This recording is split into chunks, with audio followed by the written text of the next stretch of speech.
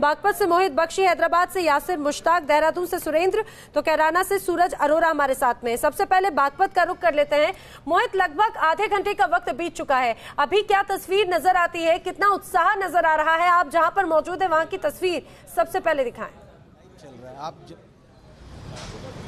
नैना, मैं तस्वीर बताने की बजाय दिखाना जो जरूरी समझूंगा। और आप देख सकते हैं मेरे पीछे जो आलम है, यहाँ पर लोग जो है अलग अलग क्लास से हैं, वर्ग से हैं, नौकरी पेशा हैं, किसान हैं, लेकिन सभी में उत्साह है कि सुबह सुबह वोट कर दिया जाए। गर्मी एक इसका रीजन हो सकता है, लेकिन लोगों में उत्साह है। और आप देख सकते हैं लंबी कतार जो है इस पोलिंग बूथ पर लगी है। ये बता दूं मैं आपको कि ये बाउली गांव है, बागपत का बहुत अहम गांव माना जाता है, जाट डोमिनेटेड गांव भी माना जाता है। और 8800 लगभग 9000 के करीब यहां पर वोट हैं, जिसमें से 3500 इसी पोलिंग बूथ पर हैं। और आप लाइन देख सकते हैं, जो हर वर्ग हर उम्र से जो लोग हैं वो यहां पहुंच रहे हैं, चाहे वो यूथ हो, चाहे वो बुजुर्ग हो, चाहे महिलाएं भी यहां पर एक लाइन उनकी भी है, वो भी यहां पर पहुंच रहे हैं। सबकी कोशिश ये है कि सुबह से जल्दी मतदान किया जाए। और एक बात अहम ये भी है कि जब हम इनसे बात की तो इनका कहना है कि विकास यहां पर बहुत अहम मुद्दा है। चलिए ये बताइए मोहित कि इस बार सीट बड़ी रोचक रहने वाली है, क्योंकि हमेशा से चौधरी अजीत सिंह की पार्टी रही है, वहीं की परंपरागत सीट रही है। अगर बात करें, इस सीट की बात करें, तो ऐसे जैन चौधरी मैदान में है, लेकिन सिर्फ 2 बार इस परिवार ने इस सीट यहां से हारी है, 1998 में और 2014 में। इस बार किस तरह का मुकाबला है? जैन चौधरी के सामने केंद्रीय मंत्री हैं। 2 बार ये सीट हारी गई है और दोनों ही बार बीजेपी के द्वारा ये सीट हराई गई है चौधरी परिवार को। 9 बार चौधरी परिवार में ये सीट रही है और 10वीं बार अभाग्य आजमा रहे हैं यहां से जैन चौधरी, जो चौधरी चरण सिंह के पोते हैं।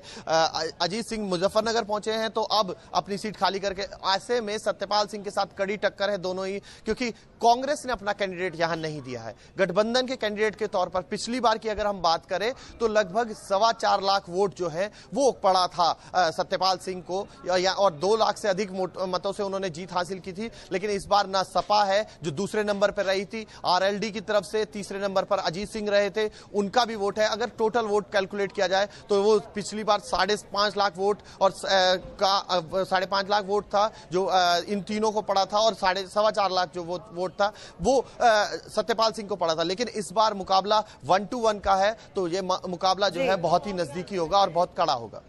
बिल्कुल, और ये कहा जा सकता है कि अब आखिर रूट किस करवट बैठेगा, ये देखने वाली बात है। हैदराबाद का रुख करते यासिर मुश्ताक हमारे साथ में।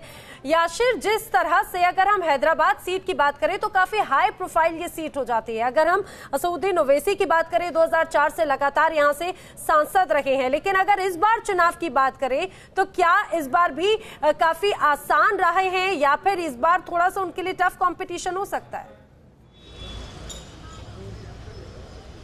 देखिए, जब हैदराबाद की बात करते हैं तो एएमएम के लिए एक सेफ सीट मानी जाती है हैदराबाद, और इस बार भी कुछ आसार ऐसे ही लग रहे हैं। लेकिन असदुद्दीन ओवैसी हमेशा कहते हैं कि वो हर चुनाव पहली बार की तरह लड़ते हैं, और इस बार भी हमने देखा कि जिस तरह से कैंपेनिंग उन्होंने की है और आज जिस तरह से उनके कार्यकर्ता हर जगह पर मौजूद है, तो वो हमेशा जो है चुनाव जो है पहली बार की तरह ही लड़ता है, क्योंकि वो कभी भी रिस्क लेना नहीं चाहते हैं। हम इस वक्त मौजूद है लिंगमपल्ली इलाके में, और आप देख सकते हैं लोगों की जो कतार कितनी लंबी यहाँ पर है, क्योंकि गर्मी का मौसम है और लोग सुबह सुबह ही वोट डालने यहाँ पर पहुँचे हैं ताकि गर्मी बढ़ने से पहले ही वो घरों तक वापस पहुँचे।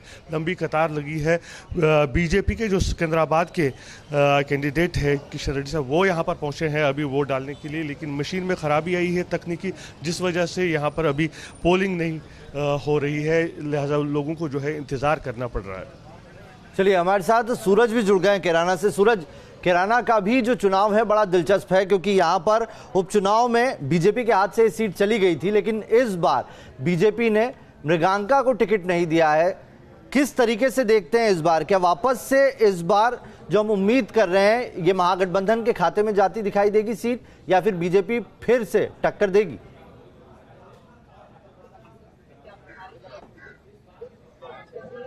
देखिए, ये तो आने वाला वक्त बताएगा, लेकिन तस्वीर आपको सबसे पहले कैराना की दिखा दे, जहां सुबह सुबह से लंबी कतारें जो हैं वो लगनी शुरू हो गई हैं।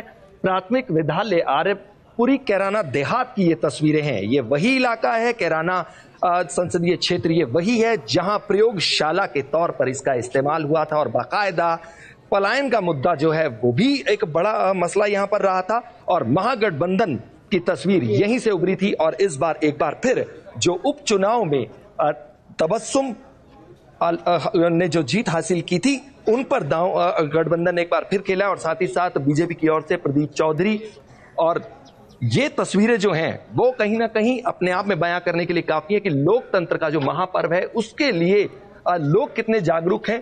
क्या मुद्दे हैं इस बार यहाँ कैराना की अगर बात करें, पलायन का कोई मुद्दा है या नहीं है? कोई नहीं, भाईचारा सब में मोहब्बत का कभी हुआ ना हो, क्या कहेंगे? नहीं है। किन मुद्दों को लेकर वोट डालने आए? प्यार से मुद्दा तो ये है कि भाई वोटिंग होता है, वोट डालना हक है पब्लिक का, इसलिए अपना वोट डालने के लिए। कुछ जहन में होता भी है कि सरकार इसलिए हमें बनानी है, ये सरकार आके काम करे। देखो सरकार किसी की भी बने वो सबके लिए अच्छी होनी चाहिए, सबका विकास होना चाहिए, भाईचारा होना चाहिए, मोहब्बत भाईचारा होना चाहिए। भाईचारे का संदेश कहीं ना कहीं वोटर दे रहा है। और भीतर की अगर तस्वीर दिखाएं तो सूरज। और अब अगर हम देहरादून का रुख करें, सुरेंद्र डसीला हमारे साथ में जुड़ रहे हैं। सुरेंद्र, सबसे पहले तस्वीर आपसे जानना चाहेंगे, यहाँ पर जो मतदाता हैं उनमें कितना उत्साह है? आप जहाँ पर मौजूद हैं वहाँ की तस्वीर दिखाएं।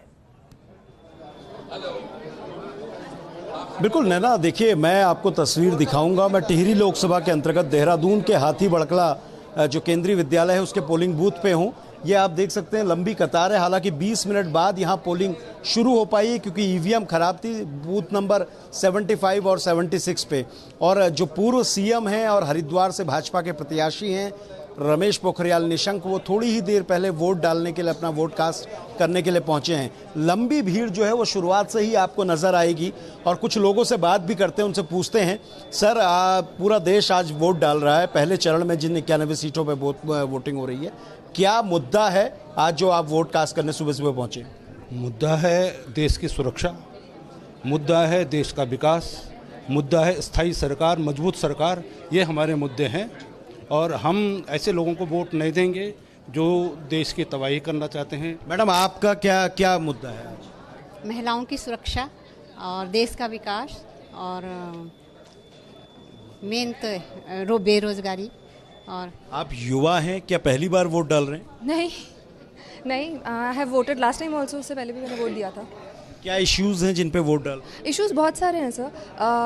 जैसे इन्होंने बोला, सबसे ज़्यादा मुझे जो लगता है कि प्रोटेक्शन, लेडीज़ प्रोटेक्शन। जैसे हम लोग युवा हैं, हम लोग काम करते हैं बाहर, हम लोग को लेट भी होता है, but there is no protection. अभी बोलते हैं लोग कि ये सारा सिस्टम इन प्लेस है, बस सिस्टम इन प्लेस नहीं है। सो वो that is my major issue. Income disparity हमारे कंट्री में बहुत ज़्यादा है, that is my major issue. Partialities to a certain extent है towards some sections of society, वो इज़ अ मेजर इशू। तो इश्यूज तो बहुत सारे हैं। तो नैना, बिल्कुल आप देख सकते हैं कि देहरादून की जो जनता है वो सुबह 7 बजे से पहले ही लाइनों में लग चुकी है, वोट कास्ट कर रही है। और अलग अलग इश्यूज हैं। किसी का कहना है कि वो परिवर्तन को लेकर वोट डाल रहे, कोई विकास के मुद्दे पर डाल रहा है, कोई स्थायी सरकार के मुद्दे पर डाल रहा है। और ऐसी ही तस्वीरें देहरादून उत्तराखंड की 5 लोकसभा सीटों से हैं जहां सुबह से ही लोग जो हैं वो अपने वोट, अपने मताधिकार का प्रयोग करने जा रहे हैं। अगर इस तरफ की ओर 75 नंबर पोलिंग बूथ की ओर अगर मैं आपको दिखाऊं तो आप देख सकते हैं यहाँ पर अच्छी खासी भीड़ है, मीडिया कर्मियों की भी भीड़ है, क्योंकि रमेश पोखरियाल निशंक जो पूर्व सीएम है और हरिद्वार से प्रत्याशी हैं वो भी अपना वोट कास्ट करने पहुंचे हैं। हालांकि ये टिहरी लोकसभा क्षेत्र है और यहाँ से अपना वोट कास्ट करने के बाद वो अपने लोकसभा क्षेत्र में जाएंगे, वहाँ अपने लोगों के बीच में शायद अपने पक्ष में मतदान की लोगों से अपील भी करेंगे। जी सुरेंद्र, इस बार अगर बात करें तो पिछले चुनाव में 5 सीटें बीजेपी के खाते में गई थी। इस बार पूरी ताकत कांग्रेस ने भी झोंकी है, अपने बड़े चेहरे उतारे हैं। हरीश रावत मैदान में, वहीं कई ऐसे भी चेहरे हैं जो राजवंश से ताल्लुक रखते हैं, उन्हें भी मैदान में उतारा गया। तो इस बार बीजेपी के तो अपने पुराने चेहरे हैं ही, बड़े चेहरे, लेकिन कांग्रेस ने भी यहां पर ताकत पूरी झोंकी। बिल्कुल बिल्कुल, देखिए नावेद, ये उत्तराखंड की जो 5 सीटें हैं भले ही संख्या में कम हैं, लेकिन ये हमेशा चर्चा का केंद्र रहती है क्योंकि कोई ना कोई बड़ा चेहरा चुनाव लड़ता है। नैनीताल बहुत हॉट सीट है क्योंकि भाजपा के प्रदेश अध्यक्ष चुनाव लड़ रहे हैं, कांग्रेस की ओर से पूर्व सीएम और राष्ट्रीय महासचिव हरीश रावत चुनाव लड़ रहे हैं। दोनों में खास ये है कि दोनों 2017 का विधानसभा चुनाव हार चुके हैं।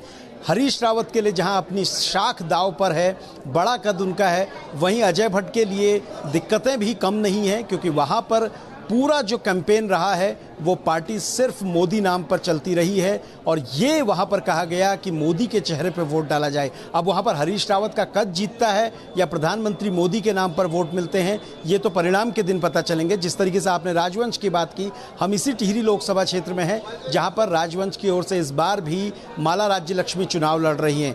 11 बार सांसद राज परिवार का रहा है, तो इस टिहरी सीट पर दबदबा रहा है। हालांकि इस बार प्रीतम सिंह जो भाजपा माफ कीजिएगा जो कांग्रेस के प्रदेश अध्यक्ष हैं, 5 बार के विधायक हैं, उनके पिता भी मंत्री रहे हैं, तो वो क्योंकि राजनीतिक विरासत उनकी है वो मैदान पे है, इसलिए लड़ाई कई जगह दिलचस्प है। पूर्व सीएम रमेश पोखरियाल निशंक की अगर बात करें तो वो हरिद्वार के वर्तमान सांसद हैं और बहुत ज़्यादा एक देखा था हमने एक विवाद भी, स्थायी और प्रवासी का हमने एक विवाद देखा था, लेकिन उसके बाद जिस तरीके से भाजपा ने हरिद्वार में अपना कैंपेन किया है तो उसे देखकर ये लगता है कि ये जो चुनाव है वो दिलचस्प होगा। हालांकि निशंक अपनी जीत को लेकर काफ़ी कॉन्फिडेंट हैं। नावेद, चलिए बने रहिए हमारे साथ।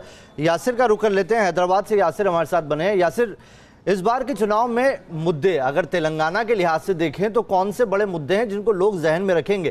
क्योंकि दक्षिण में मुद्दे अलग होते हैं, नॉर्थ में या हिंदी भाषी बेल्ट में आप कह सकते हैं कि चीजें अलग तरीके से देखी जाती है। वहां पर मुद्दों बेस की राजनीति होती है और शायद यही वजह है कि वहां पर स्थानीय दलों का वर्चस्व ज्यादा देखने को मिलता है। बिल्कुल नावेद, अगर हम बात करें तेलंगाना की तो मुद्दे जो होते हैं यहाँ पे, चाहे विधानसभा चुनाव हो या लोकसभा चुनाव हो, मुद्दे स्थानीय होते हैं जिसको देखकर लोग जो है वोट देते हैं। अगर हम यहाँ पे निजामाबाद की ही बात करें जहाँ पर मुख्यमंत्री केसीआर की बेटी के कविता चुनाव लड़ रही है, तो वहाँ पर जिस तरह से हमने देखा जो हल्दी किसान है वो नाराज़ है क्योंकि हल्दी का उनको जो है ठीक दाम नहीं मिल रहे हैं और यही वजह है कि 170 जो किसान है वो वहाँ पर चुनावी मैदान में के कविता के खिलाफ खड़े हुए हैं। तो मुद्दे जो है, जो राइत बंधु स्कीम थी यहाँ पे केसीआर की, वो एक मुद्दा था विधानसभा में, जिस तरह हमने देखा उसका असर पड़ा। इस बार भी वो एक बड़ा मुद्दा है, किसानों को उससे फायदा मिला है। तो जो स्थानीय मुद्दे हैं वही इस बार भी यहाँ पर हावी रहेंगे लोकसभा चुनाव में।